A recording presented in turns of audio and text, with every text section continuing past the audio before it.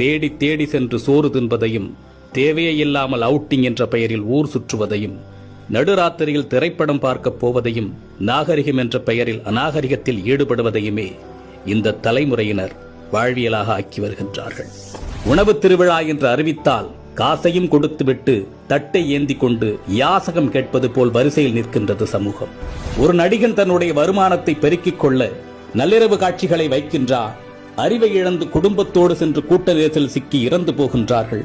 அதை பற்றி கவலைப்படாமல் தன்னுடைய வசூல் கணக்கை பார்த்து கொண்டிருக்கின்ற ஒரு நடிகனை தலையில் தூக்கி வைத்து வசூல் மன்னன் என்று கொண்டாடி கொண்டிருக்கின்றது இந்த சமூகம். பேசத் தெரியாத குழந்தைகளின் கையில் அலைபேசியை கொடுத்து அதை பெருமையாக பார்த்து ரசிக்கின்றது சமூகம். இரவு 2 மணிக்கு மிட்நைட் பிரியாணியை குடும்பத்தோடு சென்று சாப்பிடுவது கௌரவமாகிவிட்டது.